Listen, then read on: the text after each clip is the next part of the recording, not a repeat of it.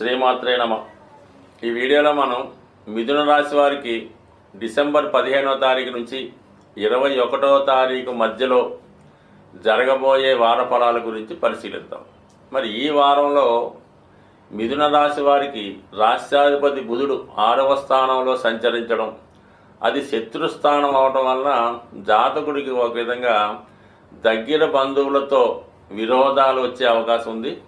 అలాగే వ్యక్తిగతంగా ఆరోగ్యపరంగా కొన్ని అనుకోని ఇబ్బందులు కూడా ఎదుర్కొనే అవకాశం ఉంది.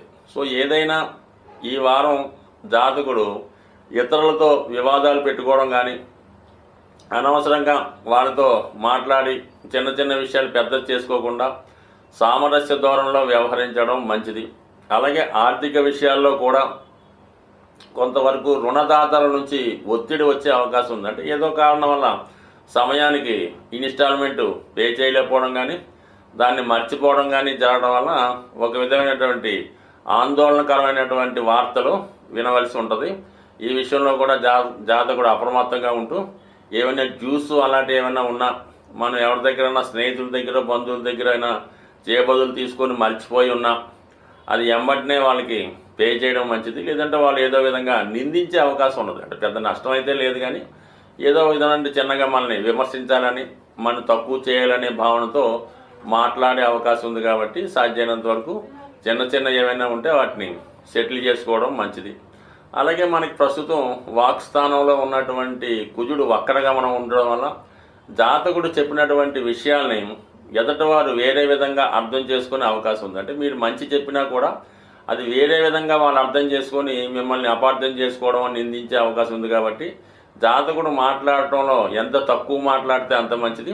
మాట్లాడే విషయంలో కూడా స్ట్రూట్గా పాయింట్ చెప్తేనే మంచిది తప్ప ఎక్కువగా మాట్లాడటం వల్ల అనవసరంగా ఇబ్బంది పడే అవకాశం ఉన్నది.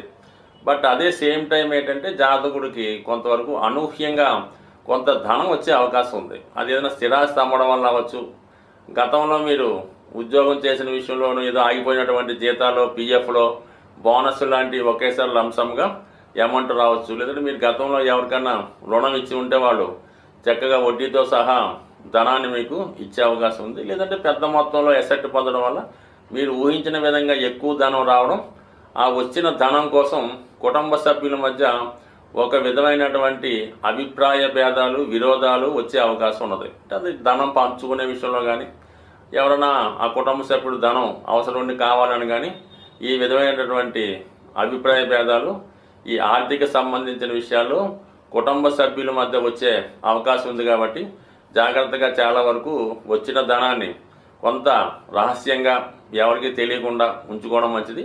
మీకు ఎవరికి ఇవ్వాలనుకుంటే వాళ్ళకి ఇవ్వండి, పర్వాలేదు, కానీ అది ఒకేసారి పబ్లిక్ చేయడం వల్ల ఇబ్బంది వచ్చే అవకాశం ఉంది. దానికోసం కొంత గోప్యంగా ఉంటే మంచిది. సో అలాగే మరి ఈ సమయంలో మీరు ఏదైనా వచ్చిన ధనంతో స్థిరాస్తి ఏమైనా కొనడం కానీ, మీ కుటుంబ సభ్యులతో కానీ మీ యొక్క ఫ్యూచర్ అవసరాల కొరకు ఏదైనా భూమి స్థిరాస్తి కొనడం దీనికన్నా బెటర్గా ఉండే అవకాశం ఉంటుంది. బట్ ఏదైనా లిక్విడ్ క్యాష్ మాత్రం మీ దగ్గర ఉంచుకోవడం వలన ఈ బంధువులతో ఏదో విధంగా విరోధం కూడా వచ్చే సూచనలు ఉన్నాయి. జాగ్రత్తగా వ్యవహరించండి, మంచిది. బట్ ఏదైనా స్థిరాస్తి కొనుక్కుంటే వెరీ గుడ్గా ఉంటుంది. అలాగే పెళ్లి విషయంలో కూడా మరి కొంతవరకు వివాహ సంబంధాల కోసం ప్రయత్నం చేస్తున్న వాళ్ళు కొంతవరకు సరైనటువంటి క్లారిటీ లేకపోవడం, వచ్చిన సంబంధం ఏదో విధంగా రిజెక్ట్ చేసే విధంగా ఉంటుంది. కాబట్టి చాలా వరకు ఈ పెళ్లి విషయంలో ఖచ్చితమైనటువంటి అభిప్రాయం తీసుకుంటే తప్ప వివాహాలు వాయిదా పడే సూచనలు ఉన్నాయి. అలాగే భార్యాభర్తల మధ్య కూడా ఏదో విధంగా అవగాహన లోపం కానీ, అభిప్రాయ భేదాలు కానీ వచ్చే అవకాశం ఉంది. చిన్న చిన్నగా ఉంటే తప్ప పెద్దగా ఏమీ విడిపోయేదాకా ఇంకో దాకా ఉండవు. ఏదో ఎడముఖం పెడముఖంగా ఉండే అవకాశం ఉంటుంది ఈ వారం అంతా కూడా. ఇక ముఖ్యంగా మరి అష్టమ స్థానంలో శుక్రగ్రహ సంచారం, ఇది స్త్రీలకి చాలా అనుకూలించే సమయం. ఎవరైతే స్త్రీలు ఉద్యోగ ప్రయత్నం కొరకు కానీ, వివాహ ప్రయత్నం కానీ ఎదురు చూస్తున్నారో వాళ్ళకి ఖచ్చితంగా మరి గొప్ప అవకాశాలు రాబోతున్నాయి. అటు విదేశంలో ఉన్నటువంటి వివాహం కానీ, లేదంటే మీరు ఉన్నటువంటి నివాసానికి కొద్దిగా దూర ప్రాంతంలో ఉన్నటువంటి హస్బెండ్ కానీ వచ్చే అవకాశం ఉంది. అంటే ఓవరాల్గా ఏంటంటే శుక్రుడు స్త్రీ గ్రహం కాబట్టి ఇది స్త్రీల మీద ఎక్కువగా ప్రభావం చూపుతూ ఉంటుంది. అంటే శుక్రుడు ఇప్పుడు మరి జలరాశిలో మకర రాశిలో ఉండడం, కుజుని యొక్క దృష్టి పొందడం, ఇవన్నీ కూడా ఈ రాశిలో ఉన్నటువంటి స్త్రీలకి వివాహ అవకాశాలు ఎక్కువగా ఉంటాయన్నమాట. అంటే అష్టమం అన్నది స్త్రీకి మంగళ స్థానం అవుతుంది. శుభగ్రహం అష్టమ స్థానంలోకి వచ్చినప్పుడు వివాహ జీవితంలో సౌఖ్యంగా ఉండడం, వివాహం కాని వాళ్ళకి వివాహం జరగడం జరుగుతుంటుంది. కాబట్టి స్త్రీల విషయంలో మాత్రం ఈ శుక్రుని యొక్క స్థితి చాలా అనుకూలంగా ఉన్నది. కాబట్టి ఏదైనా కొద్ది ప్రయత్నంతో ఎక్కువ ఫలితం రావడం జరుగుతుంటుంది. ఎప్పుడైనా మనకి జాతకం అనుకూలంగా ఉండి టైం బాగున్నప్పుడు చిన్న ప్రయత్నంతో గొప్ప పని నెరవేరుతూ ఉంటుంది. అదే జాతకం అనుకూలంగా లేనప్పుడు ఎంత కష్టపడ్డా కూడా చిన్న పని కూడా జరగదు. ఇదే జాతకం చూసుకొని మంచి చూసుకొని ప్రయత్నం చేయడం వల్ల చిన్న ప్రయత్నంతో గొప్ప ఫలితాన్ని పొందే అవకాశం ఉంటుంది. జాతకులు ఏ రాశి వారైనా వారి యొక్క గ్రహస్థితిని అనుకూలంగా మార్చుకోవడానికి, గ్రహాల యొక్క దోషాల నుంచి బయటపడడానికి ప్రతి నెల కూడా ఏదో ఒక కార్యక్రమాలు, ఏదో ఒక పుణ్య రోజులు రావడం జరుగుతూ ఉంటుంది. అవి ఫాలో అవ్వడం వల్ల ఏంటంటే జాతకుడు జాతక దోషాల నుంచి బయటపడమే కాక గ్రహాల యొక్క అనుకూలత కూడా రావడం జరుగుతూ ఉంటుంది. సో ఇది మార్గశిర మాసం. మనకి ఈ మార్గశిర మాసంలో వైష్ణవ దేవాలయాలు, విష్ణుమూర్తి దేవాలయాలు, వెంకటేశ్వర స్వామి దేవాలయాలు దర్శించడం వల్ల జాతకుడు ఎక్కువ ఫలితాన్ని పొందడం జరుగుతూ ఉంటుంది. ముఖ్యంగా విద్యార్థులు, వ్యాపారస్తులకి ఈ మాసంలో మీరు ఏదైనా ఒక వైష్ణవ దేవాలయంలో, వెంకటేశ్వర స్వామి టెంపుల్లో విధి విధానంగా అర్చన చేయించుకోవడం కానీ, ఎక్కువగా స్వామికి ఇష్టమైనటువంటి తులసి దళాలు మాల ఇవ్వడం కానీ, తులసి దళాలతో పూజించడం కానీ చేయడం వల్ల జాతకుడికి అంటే మనకి విష్ణు భగవానుడు తలుచుకుంటే అన్ని రకాల సౌకర్యాలు ఇవ్వగలడు.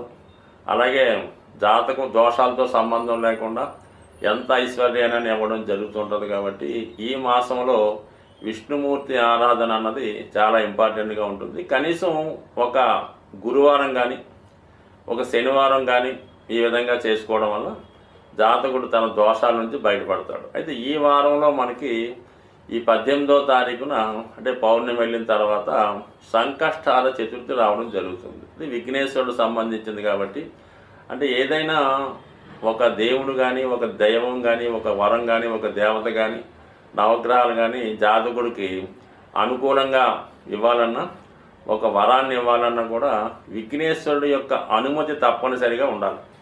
విఘ్నేశ్వరుడికి అనుమతి లేకుండా ఎవరు ఏ దేవత కూడా జాతకుడిని అనుగ్రహించలేదు. అలాగే జాతకుడు కూడా ఫలితాన్ని పొందలేకపోతుంటాడు. అందుకని భగవంతుడు ఇచ్చినవి మనకు పొందాలంటే కంపల్సరీగా విఘ్నేశ్వర ఆరాధన తప్పనిసరి.